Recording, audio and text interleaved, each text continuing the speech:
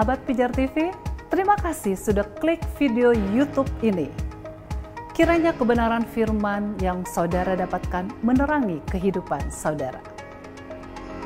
Untuk mudah menyaksikan video-video lainnya dan mendapatkan update dengan cepat, klik subscribe. Jangan lupa, berkat Tuhan jangan disimpan sendiri. Klik tombol share di bawah dan bagikan video ini ke sebanyak-banyaknya orang yang saudara kenal. Salam terang bagi Indonesia.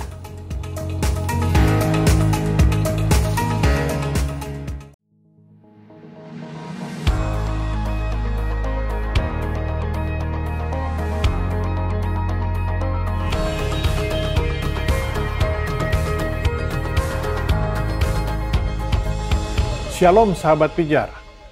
Ada banyak pertanyaan yang diajukan mengenai apakah orang Kristen itu wajib berpuasa. Kemudian pertanyaan lainnya, bagaimana cara puasa orang Kristen menurut firman Tuhan?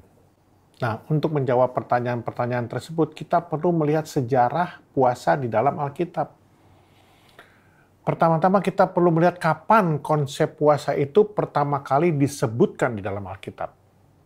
Konsep puasa itu sendiri pertama kali ada di dalam kehidupan bangsa Israel, di mana Allah memberikan perintah kepada bangsa Israel untuk berpuasa.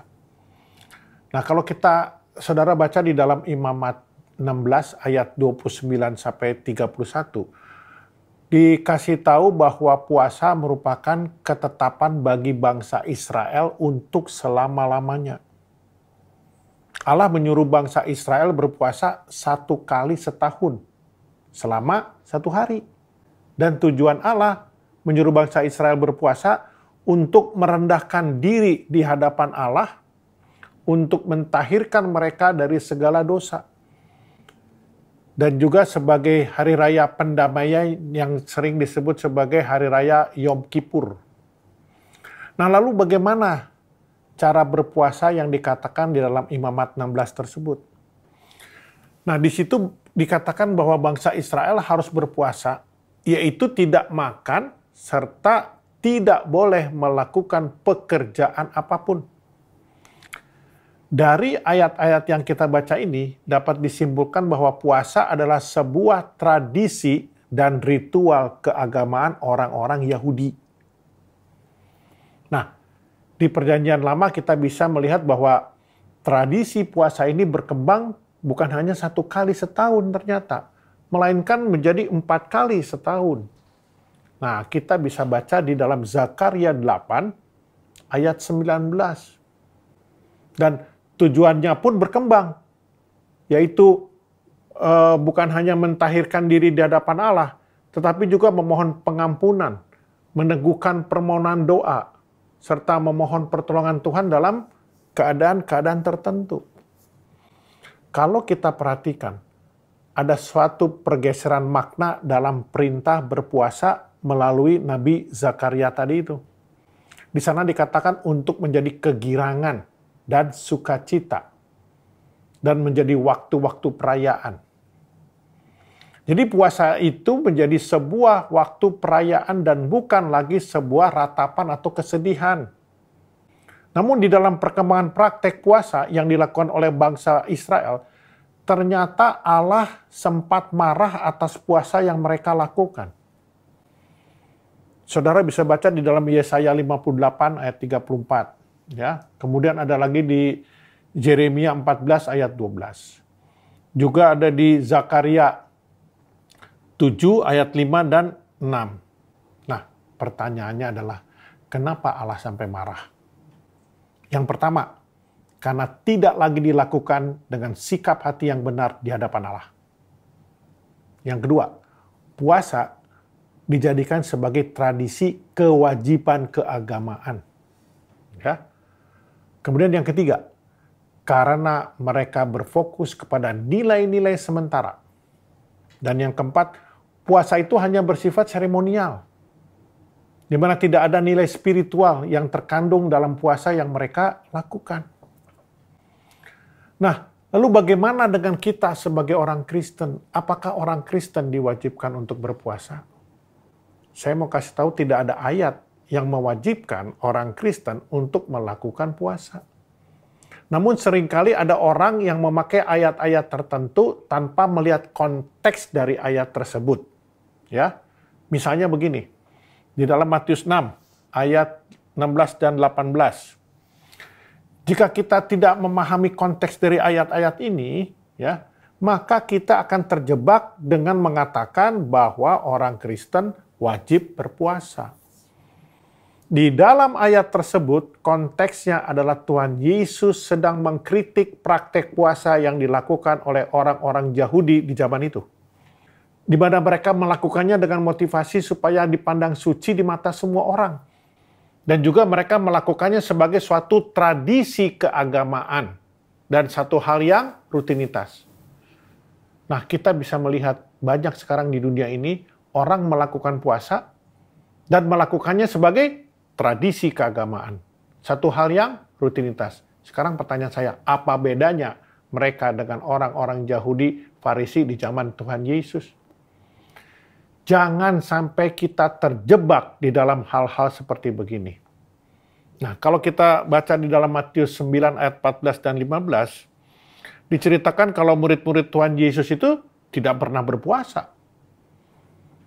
Kita harus memahami konteks dari ayat ini bahwa berpuasa yang Yesus maksudkan bukanlah tentang makan dan minum.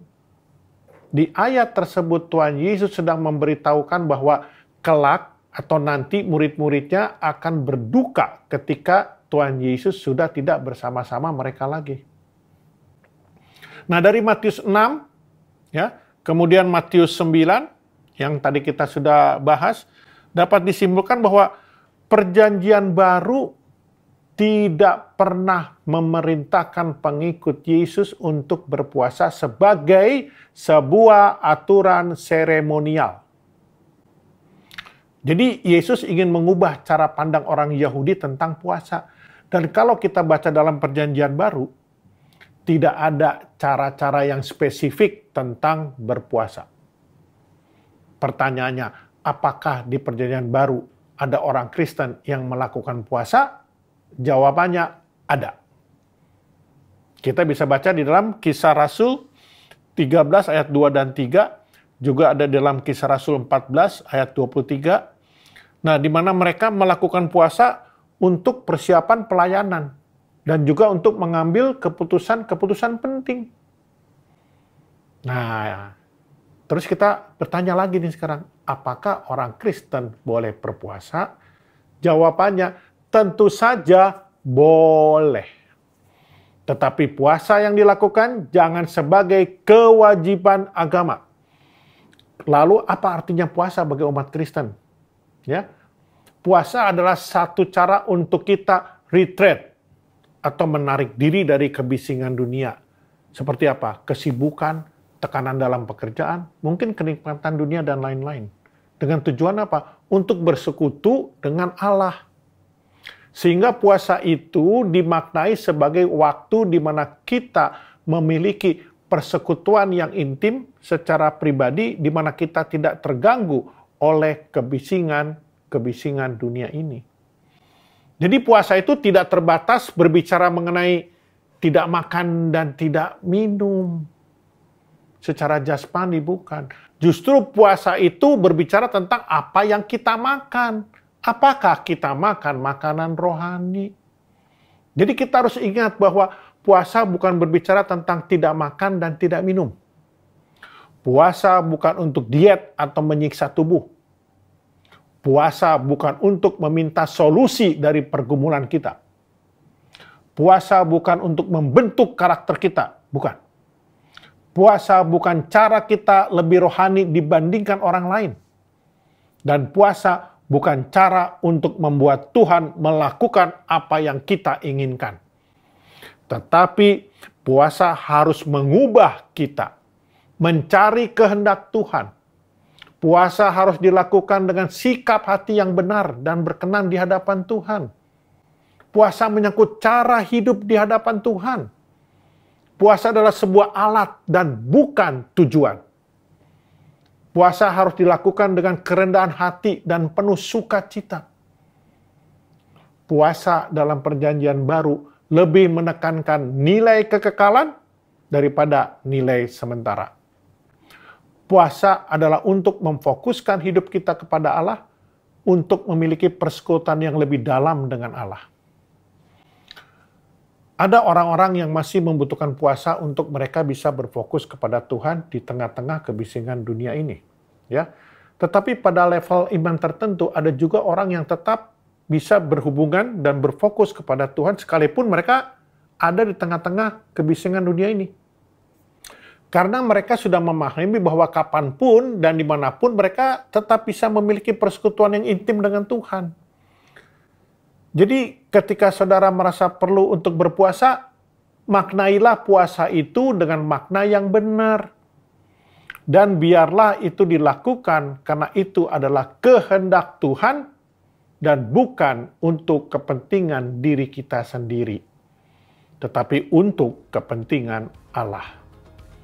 Saudara terkasih, kita adalah terang bagi Indonesia. Oleh karenanya, jaga terangmu. Tuhan Yesus memberkati.